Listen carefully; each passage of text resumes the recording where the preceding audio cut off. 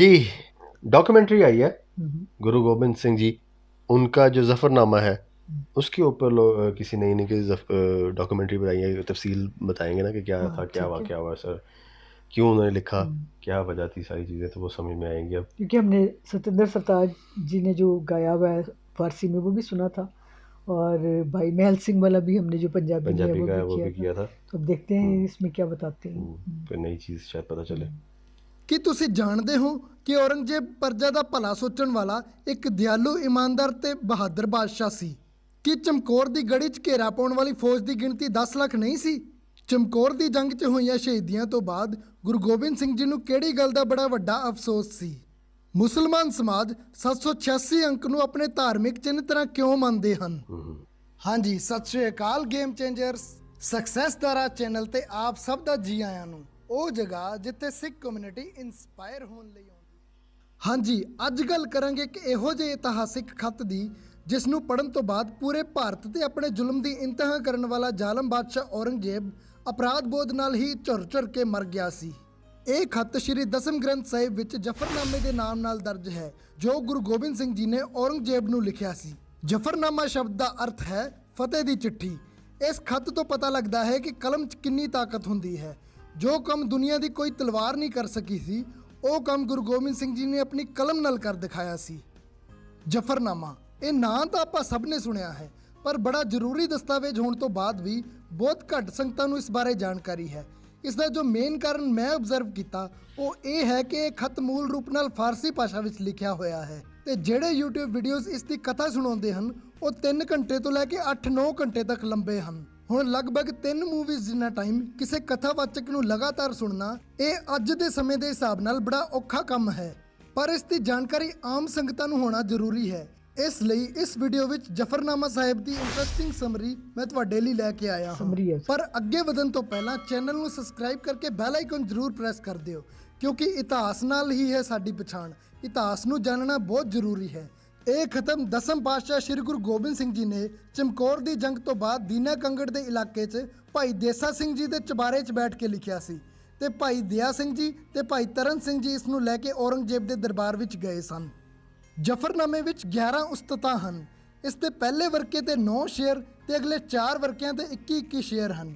ਇਸ ਖੱਤ ਦੀ original copy, ਜਿਸ ਨੂੰ ਗੁਰੂ ਗੋਬਿੰਦ ਸਿੰਘ ਜੀ ਨੇ ਆਪਣੇ ਮੁਬਾਰਕ ਹੱਥਾਂ ਨਾਲ ਲਿਖਿਆ ਸੀ, ਉਸ ਦੀ ਲਿਖਾਈ ਇੰਨੀ ਖੁਸ਼ਕਤ ਤੇ ਸੋਹਣੀ ਹੈ ਜਿਸ ਨੂੰ ਦੇਖ ਕੇ ਰੂਹ ਖੁਸ਼ ਹੋ ਜਾਂਦੀ ਹੈ। ਫਾਰਸੀ ਭਾਸ਼ਾ ਦਾ ਇੱਕ ਬੜਾ ਮਹਾਨ ਕਵੀ ਹੋਇਆ ਹੈ ਸੈਯਦ ਮੁਹੰਮਦ ਤਾਮੇਲ। ਉਸਨੇ ਕਈ ਮਹਾਨ ਗ੍ਰੰਥ ਲਿਖੇ ਹਨ, ਤੇ ਜਦੋਂ ਉਸਨੇ ਗੁਰੂ ਗੋਬਿੰਦ ਸਿੰਘ ਜੀ ਦੀਆਂ ਲਿਖਤਾਂ ਪੜ੍ਹੀਆਂ ਤਾਂ ਉਸ ਦਾ ਕਹਿਣਾ ਸੀ ਕਿ ਮੇਰੀਆਂ ਲਿਖਤਾਂ ਤਾਂ ਇਸ ਦੀਆਂ 5 ਵੀ ਨਹੀਂ ਹਨ। ਹਾਲਾਂਕਿ ਉਹ ਬਗਦਾਦ ਦਾ ਰਹਿਣ ਵਾਲਾ ਸੀ ਤੇ ਫਾਰਸੀ ਉਸ ਦੀ ਮਾਂ ਬੋਲੀ ਭਾਸ਼ਾ ਸੀ, ਜਦਕਿ ਗੁਰੂ ਗੋਬਿੰਦ ਸਿੰਘ ਜੀ ਲਈ ਫਾਰਸੀ ਇੱਕ ਵਿਦੇਸ਼ੀ ਭਾਸ਼ਾ ਸੀ। ਇੱਥੋਂ ਅੰਦਾਜ਼ਾ ਲਗਾਇਆ ਜਾ ਸਕਦਾ ਹੈ ਕਿ ਗੁਰੂ ਗੋਬਿੰਦ ਸਿੰਘ ਜੀ ਕਿੰਨੇ ਵੱਡੇ ਵਿਦਵਾਨ ਸਨ। ਜਫਰਨਾਮੇ ਦੇ ਸ਼ੁਰੂਆਤੀ 12 ਸ਼ੇਰਾਂ ਵਿੱਚ ਗੁਰੂ ਸਾਹਿਬ ਨੇ ਉਸ ਅਕਾਲ ਪੁਰਖ ਦੀ ਉਸਤਤ ਕੀਤੀ ਹੈ, ਠੀਕ ਉਸੇ ਤਰ੍ਹਾਂ ਜਿਵੇਂ ਪੁਰਾਣੇ ਟਾਈਮ 'ਚ ਲੋਕ ਚਿੱਠੀ ਦੀ ਸ਼ੁਰੂਆਤ ਵਿੱਚ ਸਤਨਾਮ ਸ਼੍ਰੀ ਵਾਹਿਗੁਰੂ ਲਿਖ ਕੇ ਰੱਬ ਨੂੰ ਯਾਦ ਕਰਿਆ ਕਰਦੇ ਸੀ, ਤੇ ਮੁਸਲਮਾਨ ਸਮਾਜ ਦੇ ਲੋਕ 786 ਲਿਖਿਆ ਕਰਦੇ ਸਨ। ਮੁਸਲਿਮ ਸਮਾਜ ਦੇ ਲੋਕ 786 ਧਾਰਮਿਕ ਚਿੰਨ੍ਹ ਦੀ ਤਰ੍ਹਾਂ ਇਸ ਲਈ ਵਰਤਦੇ ਹਨ ਕਿਉਂਕਿ ਜਦੋਂ 786 ਨੂੰ ਅਰਬੀ ਤੇ ਫਾਰਸੀ ਵਿੱਚ ਗੁਣਾਤਮਕ ਅਧਿਐਨ ਕੀਤਾ ਜਾਂਦਾ ਹੈ ਤਾਂ ਇਸ ਦਾ ਮਤਲਬ ਬਣਦਾ ਹੈ ਬਿਸਮਿਲ੍ਲਾਹਿਰ ਰਹਿਮਾਨ ਰਹੀਮ। 13ਵੇਂ ਸ਼ੇਰ ਤੋਂ ਗੁਰੂ ਗੋਬਿੰਦ ਸਿੰਘ ਜੀ ਔਰੰਗਜ਼ੇਬ ਨੂੰ ਸੰਬੋਧਨ ਕਰਕੇ ਲਿਖਣਾ ਸ਼ੁਰੂ ਕਰਦੇ ਹਨ। ਚਮਕੌਰ ਦੀ ਜੰਗ ਲੜਨ ਤੋਂ ਬਾਅਦ ਗੁਰੂ ਗੋਬਿੰਦ ਸਿੰਘ ਜੀ ਦੇ ਮਨ ਵਿੱਚ ਇੱਕ ਗੱਲ ਦਾ ਬੜਾ ਵੱਡਾ ਅਫਸੋਸ ਸੀ। ਹੁਣ ਗੱਲ ਗੌਰ ਕਰਨ ਵਾਲੀ ਹੈ ਕਿ ਪਿਤਾ ਸ਼ਹੀਦ, ਮਾਤਾ ਸ਼ਹੀਦ, ਪੁੱਤਰ ਸ਼ਹੀਦ, ਜਾਨ ਤੋਂ ਪਿਆਰੇ ਸਿੰਘ ਸ਼ਹੀਦ, ਪਰ ਗੁਰੂ ਸਾਹਿਬ ਨੂੰ ਉਹਨਾਂ ਦੇ ਜਾਣ ਦਾ ਅਫਸੋਸ ਨਹੀਂ ਸਗੋਂ ਮਾਣ ਸੀ। ਅਫਸੋਸ ਕਰ ਰਹੇ ਹਨ ਕਿਹੜੀ ਗੱਲ ਦਾ ਕਿ ਔਰੰਗਜ਼ੇਬ ਤੇਰਾ ਮੁੱਖ ਜਰਨੈਲ ਖਵਾਜਾ ਖਿਵਰ ਖਾਨ, ਜਿਸ ਨੇ ਮੇਰਾ ਸਿਰ ਵੱਢਣ ਦਾ ਬੀੜਾ ਚੁੱਕਿਆ ਸੀ, ਉਹ ਚਮਕੌਰ ਦੀ ਜੰਗ 'ਚ ਜਦੋਂ ਮੇਰੇ ਸਾਹਮਣੇ ਆਇਆ ਤਾਂ ਉਸ ਤੇ ਨਿਸ਼ਾਨਾ ਲਗਾਉਣ ਲਈ ਮੈਂ ਤੀਰ ਭਰ ਕੇ ਜਦੋਂ ਕਮਾਨ ਨੂੰ ਆਪਣੇ ਕੰਨ ਤੱਕ ਖਿੱਚਿਆ ਤਾਂ ਉਹ ਮੌਤ ਤੋਂ ਡਰਦਾ ਕੰਧ ਦੇ ਓਹਲੇ ਲੁਕ ਗਿਆ। ਤੂੰ ਇਹੋ ਜਿਹੇ ਲੜਾਕੇ ਨੂੰ ਭੇਜਿਆ ਸੀ ਮੇਰੇ ਨਾਲ ਮੁਕਾਬਲਾ ਕਰਨ।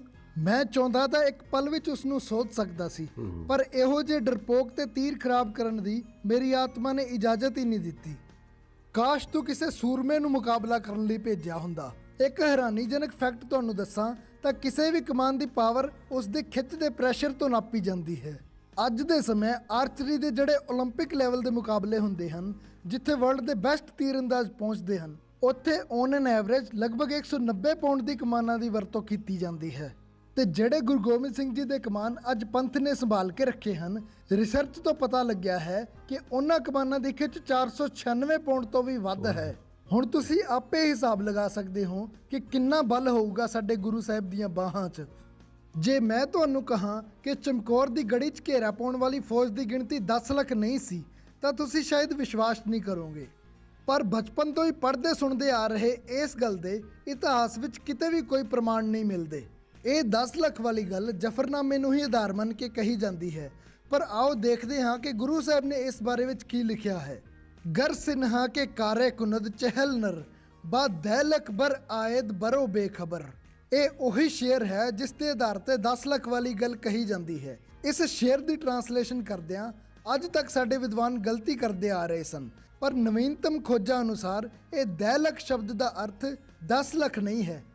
ਲੱਖ ਸ਼ਬਦ ਤਾਂ ਫਾਰਸੀ ਭਾਸ਼ਾ ਵਿੱਚ ਹੈ ਹੀ ਨਹੀਂ, ਤੇ ਜਦੋਂ ਇਸ ਸ਼ਬਦ ਦਾ ਫਾਰਸੀ ਵਿੱਚ ਅਨੁਵਾਦ ਕਰਦੇ ਹਾਂ ਤਾਂ ਇਹ ਬਣਦਾ ਹੈ ਧੋਖਾ ਦੇਣ ਵਾਲੀ ਸਿਰਮੁੰਨੀ ਫੌਜ। ਔਰੰਗਜ਼ੇਬ ਮੇਰੇ ਭੁੱਖੇ ਭਾਣੇ 40 ਸਿੰਘ ਕੀ ਕਰਦੇ ਜਦੋਂ ਤੇਰੀ ਧੋਖਾ ਦੇਣ ਵਾਲੀ ਸਿਰਮੁੰਨੀ ਦੁਸ਼ਮਣ ਫੌਜ ਨੇ ਆ ਕੇ ਉਹਨਾਂ ਨੂੰ ਚਾਰੇ ਪਾਸਿਓਂ ਘੇਰਾ ਪਾ ਲਿਆ ਸੀ। ਬਸ ਇਸ ਗੱਲ ਦਾ ਸਿਰਫ ਇੰਨਾ ਹੀ ਅਰਥ ਹੈ। ਫੌਜ ਦੀ ਗਿਣਤੀ ਵਾਲੀ ਗੱਲ ਪਾਤਸ਼ਾਹ ਅਗਲੇ ਸ਼ੇਰ ਵਿੱਚ ਕਰਦੇ ਹਨ। ਬਰਗੇ ਮਰਜ ਬੇਸ਼ੁਮਾਰ ਬਰਗੇ ਮਰਜ ਸ਼ਾਹਕੋਸ਼ ਆਮਦਮ। ਇਸ ਸ਼ੇਰ ਦਾ ਅਰਥ ਹੈ ਕਿ ਤੇਰੀ ਕਾਲੀ ਵਰਦੀ ਧਾਰੀ ਫੌਜ ਨੇ ਆ ਕੇ ਗੜੀ ਨੂੰ ਇੰਨਾ ਵਿਸ਼ਾਲ ਘੇਰਾ ਪਾ ਲਿਆ ਸੀ ਜਿਵੇਂ ਕਿਸੇ ਛੱਤੇ ਨੂੰ ਛੇੜਨ ਤੋਂ ਬਾਅਦ ਡੂਮਣੇ ਦੀਆਂ ਮੱਖੀਆਂ ਆ ਕੇ ਇਕੱਠੀਆਂ ਹੋ ਜਾਂਦੀਆਂ ਹਨ। 10 ਲੱਖ ਸ਼ਬਦ ਦੀ ਵਰਤੋਂ ਗੁਰੂ ਪਾਤਸ਼ਾਹ ਨੇ ਇੱਥੇ ਵੀ ਨਹੀਂ ਕੀਤੀ, ਕਿਉਂਕਿ ਦੁਸ਼ਮਣ ਦੇ ਘੇਰੇ ਵਿੱਚ ਕਦੇ ਵੀ ਫੌਜ ਦੀ ਗਿਣਤੀ ਨੰਬਰਸ ਵਿੱਚ ਨਹੀਂ ਕੀਤੀ ਜਾਂਦੀ। ਇਹ ਜੰਗ ਦੇ ਅਸੂਲਾਂ ਦੇ ਖਿਲਾਫ ਹੈ। ਇਹ ਡੂਮਣੇ ਵਾਲਾ ਐਗਜ਼ਾਮਪਲ ਦੇ ਕੇ ਤਾਂ ਇੱਕ ਅਨਬੈਲੈਂਸਡ ਵਾਰ ਦੇ ਦ੍ਰਿਸ਼ ਨੂੰ ਸਿਰਜਿਆ ਗਿਆ ਹੈ ਕਿ ਅਸੀਂ ਬਹੁਤ ਥੋੜੇ ਸੀ ਤੇ ਸਾਹਮਣੇ ਦੁਸ਼ਮਣ ਦੀ ਗਿਣਤੀ ਬਹੁਤ ਜ਼ਿਆਦਾ ਸੀ। ਇਤਿਹਾਸ ਦੀ ਤਵਾਰੀਖ ਦੇ ਇੱਕ ਹੋਰ ਮੁੱਖ ਸਰੋਤ ਵਿੱਚ ਵੀ ਚਮਕੌਰ ਦੇ ਘੇਰੇ ਦਾ ਵਰਣਨ ਮਿਲਦਾ ਹੈ। ਉਹਦੇ 'ਚ ਐਗਜ਼ਾਮਪਲ ਦਿੱਤਾ ਗਿਆ ਹੈ ਕਿ ਘੇਰੇ 'ਚ ਫੌਜ ਦੀ ਗਿਣਤੀ ਇੰਨੀ ਜ਼ਿਆਦਾ ਸੀ ਕਿ ਜੇ ਹਰ ਸਿਪਾਹੀ ਇੱਕ ਮੁੱਠੀ ਮਿੱਟੀ ਭਰ ਕੇ ਚਮਕੌਰ ਦੀ ਗੜੀ ਵੱਲ ਸੁੱਟੇ ਤਾਂ ਪੂਰੀ ਗੜੀ ਨੂੰ ਮਿੱਟੀ ਵਿੱਚ ਦੱਬਿਆ ਜਾ ਸਕਦਾ ਸੀ।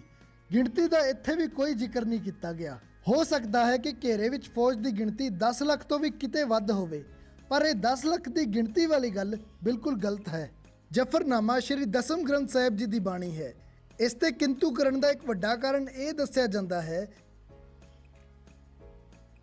ਕਿ ਇਸ ਵਿੱਚ ਗੁਰੂ ਸਾਹਿਬ ਨੇ ਔਰੰਗਜ਼ੇਬ ਦੀ ਚਾਪਲੂਸੀ ਕੀਤੀ ਹੈ, ਕਿਉਂਕਿ ਜ਼ਫਰਨਾਮੇ ਦੇ 89 ਤੋਂ ਲੈ ਕੇ 94 ਤੱਕ 5 ਸ਼ੇਰਾਂ ਵਿੱਚ ਗੁਰੂ ਗੋਬਿੰਦ ਸਾਹਿਬ ਜੀ ਨੇ ਔਰੰਗਜ਼ੇਬ ਦੀਆਂ ਸਿਫਤਾਂ ਗਿਣਾਈਆਂ ਹਨ। ਦਰਅਸਲ ਇਸ ਨੂੰ ਆਪਾਂ ਚਾਪਲੂਸੀ ਦੀ ਥਾਂ ਸੱਚ ਦਾ ਐਨਾਲਾਈਸਿਸ ਕਹਾਂਗੇ, ਕਿਉਂਕਿ ਔਰੰਗਜ਼ੇਬ ਵਿੱਚ ਸੱਚਮੁੱਚ ਇਹ ਖੂਬੀਆਂ ਮੌਜੂਦ ਸਨ ਤੇ ਖੂਬੀਆਂ ਵੀ ਉਹ ਜਿਸ ਨੂੰ ਸੁਣਨ ਤੋਂ ਬਾਅਦ ਤੁਹਾਡੇ ਦਿਲ ਵਿੱਚ ਔਰੰਗਜ਼ੇਬ ਦੀ ਜੋ ਪੱਥਰ ਦਿਲ ਤੇ ਜ਼ਾਲਮ ਬਾਦਸ਼ਾਹ ਦੀ ਛਵੀ ਬਣੀ ਹੋਈ ਹੈ ਉਸ ਨੂੰ ਤਰੇੜਾਂ ਪੈ ਜਾਣਗੀਆਂ, ਜੋ ਇਤਿਹਾਸ 'ਚ ਤੁਸੀਂ ਪਹਿਲਾਂ ਕਦੀ ਨਹੀਂ ਸੁਣੀਆਂ ਹੋਣੀਆਂ। ਪਰ ਜੇ ਸਾਡੇ ਗੁਰੂ ਸਾਹਿਬ ਨੇ ਉਸ ਨੂੰ ਸਿਰਫ ਦੁਸ਼ਮਣ ਦੀ ਅੱਖ ਨਾਲ ਨਾ ਵੇਖਦੇ ਹੋਏ ਉਹਨਾਂ ਗੁਣਾਂ ਨੂੰ ਇਗਨੋਰ ਨਹੀਂ ਕੀਤਾ ਤਾਂ ਅਸੀਂ ਕਰਨ ਵਾਲੇ ਕੌਣ ਹੁੰਨੇ ਹਾਂ। ਗੁਰੂ ਸਾਹਿਬ ਲਿਖਦੇ ਹਨ, ਚਾਬਕ ਰਕੇਬ ਅਸਤ ਚਲਾਕ ਅਸਤ ਹੁਸਨਲ ਜਮਾਲ ਅਸਤ ਰੋਸ਼ਨ ਜਮੀਰ ਖੁਦਾਬੰਦ ਮੁਲਕ ਅਸਤ ਸਾਹਿਬ ਅਮੀਰ। ਗੁਰੂ ਸਾਹਿਬ ਕਹਿੰਦੇ ਹਨ ਕਿ ਔਰੰਗਜ਼ੇਬ ਤੂੰ ਇੱਕ ਬੜਾ ਬਹਾਦਰ ਯੋਧਾ ਹੈ। ਹਮੀਦੁਦੀਨ ਦੀ ਫਾਰਸੀ ਦੀ ਬੁੱਕ ਅਹਿਕਾਮੇ ਆਲਮਗੀਰੀ ਦੇ ਅਨੁਸਾਰ ਦੱਖਣ ਦਿਸ਼ਾ ਵੱਲ ਇੱਕ ਵਾਰ ਜਦੋਂ ਜੰਗੀ ਮੈਦਾਨ 'ਚੋਂ ਤੋਪ ਦੇ ਖੜਕੇ ਤੋਂ ਡਰ ਕੇ ਔਰੰਗਜ਼ੇਬ ਦਾ ਹਾਥੀ ਭੱਜਣ ਲੱਗਾ ਤਾਂ ਉਸਨੇ ਆਪਣੇ ਸਿਪਾਹੀਆਂ ਨੂੰ ਕਿਹਾ ਕਿ ਮੇਰੇ ਹਾਥੀ ਦੇ ਪੈਰ ਜੰਜੀਰ ਨਾਲ ਬੰਨ੍ਹ ਦਿਓ। ਕਿਤੇ ਹਾਥੀ ਡਰ ਕੇ ਭੱਜ ਗਿਆ ਤਾਂ ਲੋਕੀ ਕਹਿਣਗੇ ਕਿ ਔਰੰਗਜ਼ੇਬ ਨੇ ਮੌਤ ਤੋਂ ਡਰਦੇ ਨੇ ਪਿੱਠ ਦਿਖਾ ਦਿੱਤੀ। ਗੁਰੂ ਸਾਹਿਬ ਕਹਿੰਦੇ ਹਨ ਕਿ ਔਰੰਗਜ਼ੇਬ ਤੂੰ ਬੜਾ ਸ਼ਾਨਦਾਰ ਘੋੜਸਵਾਰ ਵੀ ਹੈ। 14 ਸਾਲ ਦੀ ਉਮਰ ਵਿੱਚ ਉਸਨੇ ਘੋੜੇ ਤੇ ਸਵਾਰ ਹੋ ਕੇ ਜੰਗੀ ਹਾਥੀ ਦਾ ਮੁਕਾਬਲਾ ਕੀਤਾ ਸੀ। ਗੁਰੂ ਸਾਹਿਬ ਕਹਿੰਦੇ ਹਨ ਕਿ ਔਰੰਗਜ਼ੇਬ ਤੂੰ ਬਚਪਨ ਤੋਂ ਹੀ ਗਰੀਬਾਂ ਨੂੰ ਦਾਤਾਂ ਦੇਣ ਵਾਲਾ ਹੈ। ਬਚਪਨ 'ਚ ਔਰੰਗਜ਼ੇਬ ਨੂੰ 500 ਰੁਪਏ ਜੇਬ ਖਰਚ ਮਿਲਦਾ ਸੀ ਜੋ ਉਹ ਗਰੀਬਾਂ ਵਿੱਚ ਵੰਡ ਦਿੰਦਾ ਸੀ। ਹਾਲਾਂਕਿ ਧਾਰਮਿਕ ਕੱਟਰ ਹੋਣ ਕਰਕੇ ਵੰਡਦਾ ਮੁਸਲਮਾਨ ਗਰੀਬਾਂ 'ਚ ਹੀ ਸੀ, ਪਰ ਇੱਕ ਬੱਚੇ ਦਾ ਆਪਣੇ ਸ਼ੌਂਕ ਪੂਰੇ ਕਰਨ ਦੀ ਥਾਂ ਜੇਬ ਖਰਚ ਨੂੰ ਗਰੀਬਾਂ 'ਚ ਵੰਡ ਦੇਣਾ ਮਾਇਨੇ ਰੱਖਦਾ ਹੈ। ਗੁਰੂ ਪਾਤਸ਼ਾਹ ਕਹਿੰਦੇ ਹਨ ਕਿ ਔਰੰਗਜ਼ੇਬ ਤੂੰ ਸੋਹਣਾ ਬਹੁਤ ਹੈ। ਔਰੰਗਜ਼ੇਬ ਦੇ ਪਿਤਾ ਸ਼ਾਹਜਹਾਂ ਰੰਗ ਰੂਪ ਦਾ ਕਾਫੀ ਸੋਹਣਾ ਸੀ ਤੇ ਮਾਂ ਮੁਮਤਾਜ਼ ਤਾਂ ਉਸ ਸਮੇਂ ਦੀਆਂ ਦੁਨੀਆ ਦੀਆਂ ਸਭ ਤੋਂ ਖੂਬਸੂਰਤ ਔਰਤਾਂ ਵਿੱਚ ਸ਼ੁਮਾਰ ਸੀ। ਸੋਹਣੇ ਮਾਂ-ਬਾਪ ਤੋਂ ਜੰਮੇ ਚੰਗੇ ਰੰਗ ਰੂਪ ਵਾਲੇ ਔਰੰਗਜ਼ੇਬ ਨੂੰ ਜੇ ਗੁਰੂ ਸਾਹਿਬ ਨੇ ਸੋਹਣਾ ਕਹਿਤਾ ਤਾਂ ਇਹਦੇ 'ਚ ਕੀ ਬੁਰਾਈ ਸੀ। ਇਸ ਤੋਂ ਇਲਾਵਾ ਔਰੰਗਜ਼ੇਬ ਇੱਕ ਬੜਾ ਤਗੜਾ ਵਿਦਵਾਨ ਵੀ ਸੀ। ਉਹ ਕੈਲੀਗ੍ਰਾਫੀ ਵਿਧੀ ਨਾਲ ਕੁਰਾਨ ਸ਼ਰੀਫ ਲਿਖਿਆ ਕਰਦਾ ਸੀ। ਅੱਜ ਵੀ ਉਸ ਦੀਆਂ ਹਸਤਲਿਖਿਤ ਕੁਰਾਨਾਂ ਚੋਂ ਇੱਕ ਕੁਰਾਨ ਮੱਕੇ ਮਦੀਨੇ 'ਚ ਤੇ ਇੱਕ ਹਜ਼ਰਤ ਨਿਜ਼ਾਮੁਦੀਨ ਔਲੀਏ ਦੀ ਦਰਗਾਹ ਤੇ ਪਈ ਹੈ। ਇਸ ਤੋਂ ਇਲਾਵਾ ਗੁਰੂ ਗੋਬਿੰਦ ਸਿੰਘ ਜੀ ਔਰੰਗਜ਼ੇਬ ਦੇ ਰਾਜ ਕਰਨ ਦੇ ਤਰੀਕੇ ਦੀ, ਉਸ ਦੀ ਲੀਡਰਸ਼ਿਪ ਦੀ ਵੀ ਤਾਰੀਫ ਕਰਦੇ ਹਨ। ਔਰੰਗਜ਼ੇਬ ਨੇ ਆਪਣੇ ਰਾਜ ਵਿੱਚ ਸ਼ਰਾਬਬੰਦੀ ਕਰਵਾਈ ਸੀ ਤੇ ਜਿੱਥੇ ਔਰੰਗਜ਼ੇਬ ਦੇ ਪਿਓ ਤੇ ਦਾਦੇ ਪੜਦਾਦਿਆਂ ਦੇ ਹਰਮ 'ਚ ਹਜ਼ਾਰਾਂ ਦਾਸੀਆਂ ਰਹਿੰਦੀਆਂ ਸਨ, ਔਰੰਗਜ਼ੇਬ ਨੇ ਵੈਸ਼ਿਆਵਰਤੀ ਤੇ ਰੋਕ ਲਵਾ ਦਿੱਤੀ ਸੀ। ਉਸਨੇ ਐਲਾਨ ਕਰਤਾ ਸੀ ਕਿ ਬਾਦਸ਼ਾਹ ਰਾਜ ਦੀ ਕਮਾਈ ਦੀ ਵਰਤੋਂ ਆਪਣੇ ਨਿੱਜੀ ਜ਼ਰੂਰਤਾਂ ਲਈ ਨਹੀਂ ਕਰ ਸਕਦਾ। ਇਸ ਲਈ ਆਪਣੇ ਤੇ ਪਰਿਵਾਰ ਦਾ ਖਰਚਾ ਚਲਾਉਣ ਲਈ ਔਰੰਗਜ਼ੇਬ ਮੁਸਲਮਾਨੀ ਟੋਪੀਆਂ ਬਣਾ ਕੇ ਵੇਚਿਆ ਕਰਦਾ ਸੀ। ਮਰਨ ਤੋਂ ਬਾਅਦ ਉਸ ਦੀ ਵਸੀਅਤ 'ਚ ਲਿਖਿਆ ਮਿਲਿਆ ਸੀ ਕਿ ਫਲਾਣੀ ਥਾਂ ਤੇ 4 ਰੁਪਏ ਤੇ ਅੱਧਾ ਅੰਨਾ ਪਿਆ ਹੈ ਜੋ ਕਿ ਮੈਂ ਟੋਪੀਆਂ ਵੇਚ ਕੇ ਕਮਾਇਆ ਸੀ। ਉਹ ਰੁਪਏ ਤੁਸੀਂ ਮੇਰੀ ਕਬਰ ਤੇ ਖਰਚ ਕਰ ਦਿਓ।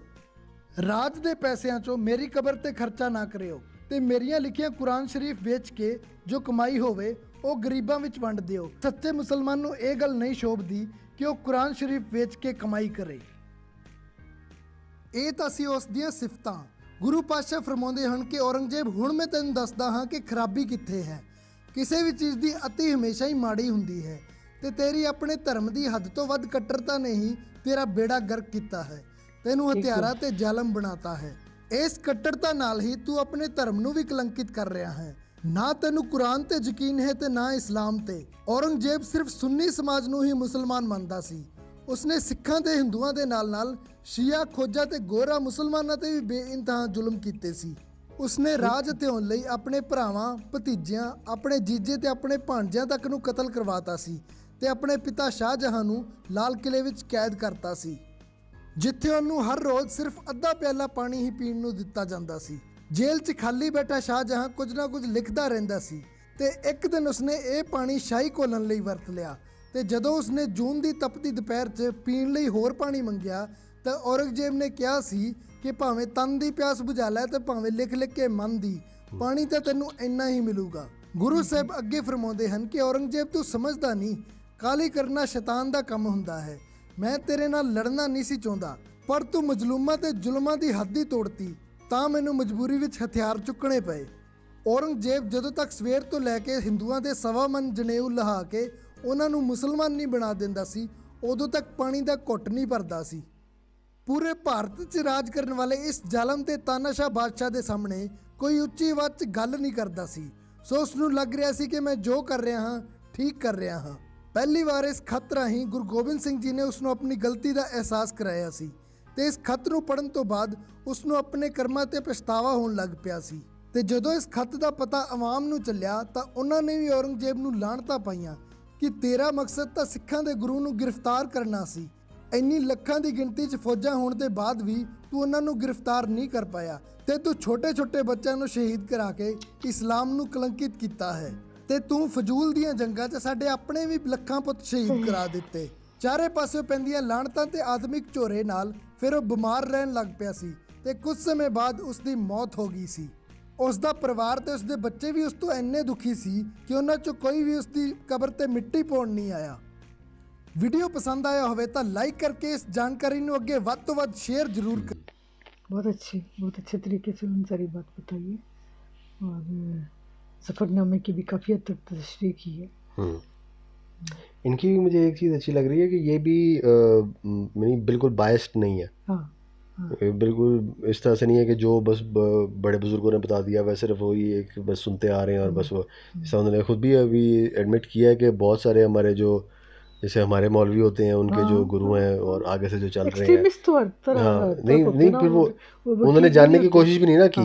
बस जो जिस तरह से उन्हें बताया गया है वही आगे से वो भी प्रीचिंग आगे से वैसे ही कर रहे हैं।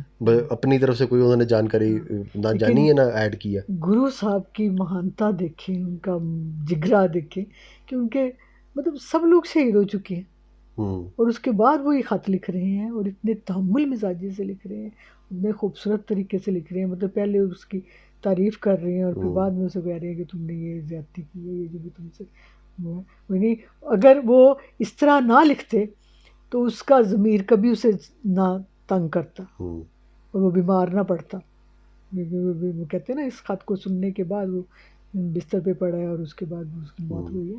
तो अगर वो गुस्से में लिखा होता, जिस तरह के लोग हैं कि तू जब ऐ थे तू वो थे तू वो किया होता, तो जाहिर है उसने कहना था जा भाई तू कौन, मतलब उसको फिर असर नहीं होना था उस चीज़ का, जो इतनी खूबसूरती से जो एहसास जो दिलाया है गुरु गोबिंद साहब ने, उसकी वजह से उसका ज़मीर जो है वो उसने उसको मतलब मलामत की है, और वो फिर बिस्तरे मर्ग पे लग गया ना, चला गया। वो असल में नाइंसाफ़ी का एहसास दिलाया है ना कि तुमसे हो गई है नाइंसाफ़ी।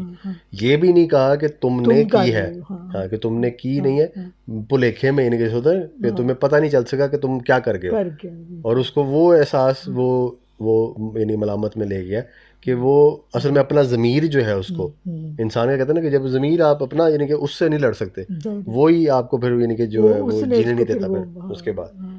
तो वो हुआ उससे यही है कि वो जो कट्टरपुने में बात ये है ना कि जो दरबार में लोग होते हैं ना वो तो वाह वाह वाह वाह करने वाले ही होते हैं ना, जी हजूर क्या कहते हैं, जी हजूरी करने वाले, वाह बादशाह जी तुसी जो कहता हो सही है, तो आपने जो फैसला कर वाह जी लिया आपका फैसला जो है ये तो बिल्कुल मुकम्मल है। तो उन्होंने उसे एहसास दिलाया कि तुम्हारे फैसले ठीक नहीं है, जो कर रहे हो वो गलत है, तो उस पे उसका ज़मीर जागा है, नहीं तो वो दरबारियों ने तो कभी जगाना ही नहीं था उनका ज़मीर, वो तो वैसे का वैसे ही वो रहना था। बहरहाल बहुत खूबसूरत इनका बताने का अंदाज़ बहुत अच्छा, इनका मतलब बहुत अच्छे तरीके से इन्होंने ये सारी डॉक्यूमेंट्री बनाई है, हालांकि थोड़ा लग रहा था कि कम है, मतलब हाँ फील ऐसा हुआ है, और तफसील ये वाकई मुझे ऐसा फील हुआ जैसे इसका पार्ट 2 होगा। हाँ ये वो चीज़ इसमें एक एलिमेंट है इसमें इस तरह का कि आपको लगता है ये क्या ज़फ़रनामा जैसे जो सुनने में इतना लंबा है ये वो है, यानी पूरी तफसील से उसके सारे शेरों की तशरीह हाँ होनी दिल चाहिए, कर रहा था कि जैसे हर लाइन का होता है, जैसे उन्होंने 3-4 बताइए जो चीज़ों का किया है वो हर का करते, हर जो पार्ट है उसका वो सारों का करते तो ज़्यादा बेहतर होता। बहुत अच्छा लेकिन उन्होंने भी एक और बात भी की थी कि अगर ऐसा हो ना तो वो 3 घंटे चाहिए उसके लिए। हाँ वो बता रहे हैं, ये उन्होंने सिर्फ ब्रीफ सा एक उन्होंने छोटा सा एक समरी जिसे उन्होंने कहा जाहिर है सारे के लिए तो इतना टाइम चाहिए ना उसे देखने के लिए। बहरहाल बहुत अच्छा लगा, और अच्छा लगा कि एक ये भी नज़रिया भी देखने को मिला, नहीं तो हमें जितना भी आज तक पता चल सका वो सिर्फ यही देखा गया है कि बहुत ज़्यादा जुल्म कर दिया और ये हो गया वो हो गया, यानी कि सारी चीज़ें हुआ बेशक है, एक वाक़या भी हुआ है, बहुत बुरा किया गया, जुल्म तो किया ही है उसने, लेकिन ज़फ़रनामे में ये ज़रूर पता चला है कि ये भी पता चला है कि वो ज़र्फ़ क्या है गुरु साहब का, ओहो यानी उनकी महानता बल्कि ज़्यादा निखर के आई है, ज़्यादा नज़र आई है कि इतना सब कुछ होने के बावजूद एक आप अपने दुश्मन से, यानी बंदा जहाँ पे यानी कि हम जैसा लोग हो, हम तो क्या तेरी ऐसी हम बात इस तरह से शुरू करें, ठीक है ना, तो वो अच्छाई कर रहे हैं, उसकी तारीफ बयान कर रहे हैं, और उसके बाद उसको कह रहे हैं कि यार बंदे का पुत्र बन जा ही कर रहे हैं। तो बहरहाल बहुत अच्छा लगा, और आप भी देखें, एंजॉय करें। मिलते हैं अगली वीडियो में, तब तक के लिए अपना ख्याल रखें, दुआ में याद रखें। रब रखा। अल्लाह हाफ़िज़।